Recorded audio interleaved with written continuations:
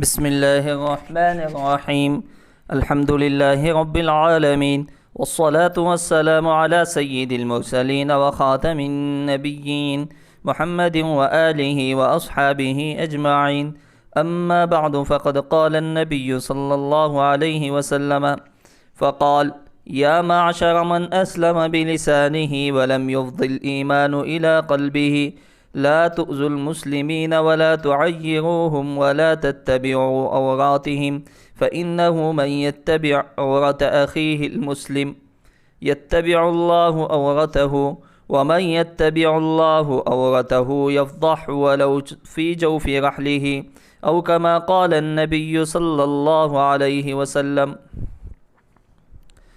معزز سامعین، آج کل کے معاشرے میں جو لوگوں کو تکلیف دینے کا، مسلمانوں کو تکلیف دینے کا ننگا مزاج ہے، اللہ ہم تمام کی حفاظت فرمائے۔ اس کے سلسلے میں کچھ وضاحت اور کچھ تشریحات آپ کے سامنے انشاءاللہ پیش کی جائیں گی، اور اسی طرح کئی ایک بیماریاں معاشرے میں جنم لیتی ہیں، اور اسی طرح کسی کو عار دلانا یہ عام بات ہو چکی ہے۔ مثلا کوئی شخص شراب پی رہا تھا، کوئی شخص کسی اور گناہ میں تھا، تو اس کو اسی گناہ سے یاد کرنا، ہو سکتا ہے اس نے اللہ سے توبہ کر لی ہو، لیکن ہم اس گناہ سے، اس کو عار دلانے کی وجہ سے اللہ کے ہاں تو اس کی توبہ تو قبول ہو چکی ہے، لیکن مرنے سے پہلے اللہ ہم تمام کی حفاظت فرمائے، اللہ ہم کو وہ گناہ میں ملوث فرما دے گا، اللہ ہم تمام کی حفاظت فرمائے۔ تو اس وجہ سے کسی کو گناہ سے عار نہیں دلانی چاہیے۔ سب سے پہلے میں آپ کے سامنے جناب محمد رسول اللہ صلی اللہ علیہ وسلم کی ایک حدیث پاک پیش فرماؤں گا۔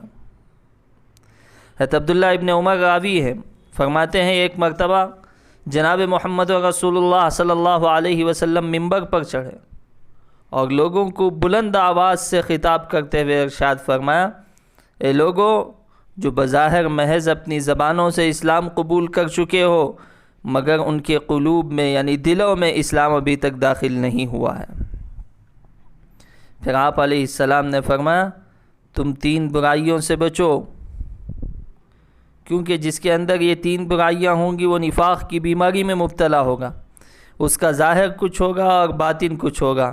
وہ بظاہر گرچہ زبان سے بار بار کلمہ پڑھے لیکن اس کا دل مسلمان نہیں ہوگا، اور یاد رکھو جب تک انسان دل سے مسلمان نہ ہو اس وقت تک اس کا کوئی بھی عمل قبولیت کے درجے کو نہیں پہنچ سکتا۔ اب ہم تفصیل کے ساتھ آپ کے سامنے ایک ایک برائی جو آپ علیہ السلام نے بیان فرمائی اس کا تذکرہ فرمائیں گے۔ ہم تمام مل کر یہ کوشش کریں کہ وہ تمام بیماریاں جو 3 بیماریاں ہیں، مہلک بیماریاں ہیں، جس کی وجہ سے آدمی صرف زبان سے مسلمان ہوتا ہے، دل سے مسلمان نہیں ہوتا ہے، گویا کہ ظاہر میں مسلمان نظر آتا ہے لیکن اللہ کے ہاں وہ مسلمان شمار نہیں کیا جاتا، اور جناب محمد رسول اللہ صلی اللہ علیہ وسلم کے فرمان کے مطابق وہ مسلمان نہیں رہتا۔ اس کی تفصیل بیان کریں گے۔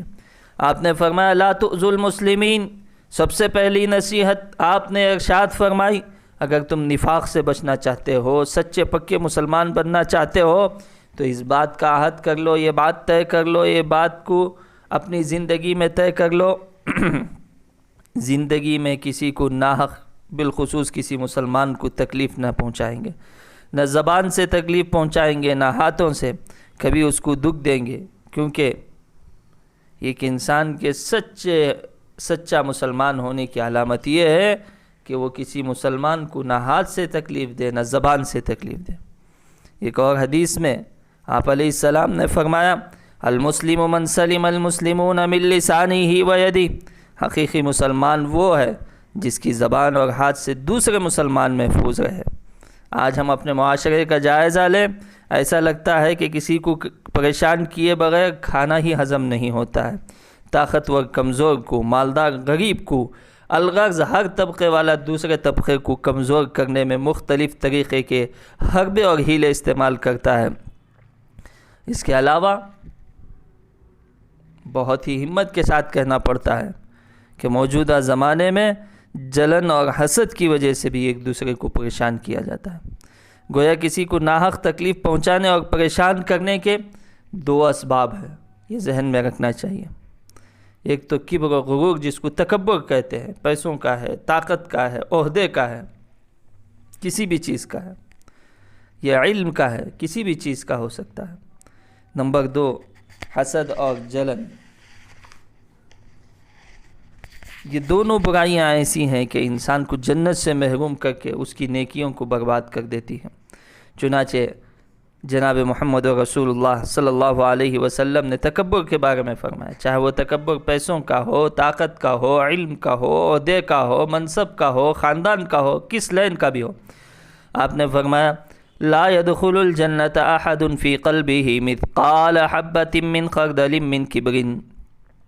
وہ شخص جنت میں داخل نہیں ہوگا جس کے دل میں رائی کے دانے کے برابر بھی بڑائی اور کبر، غرور ہوگا، تکبر ہوگا، وہ کبھی جنت میں نہیں جائے گا۔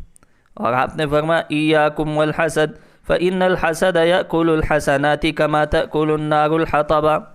حسد سے بچو، کیونکہ حسد نیکیوں کو اس طرح کھا جاتا ہے جس طرح آگ سوکھی لکڑیوں کو کھا جاتی ہے۔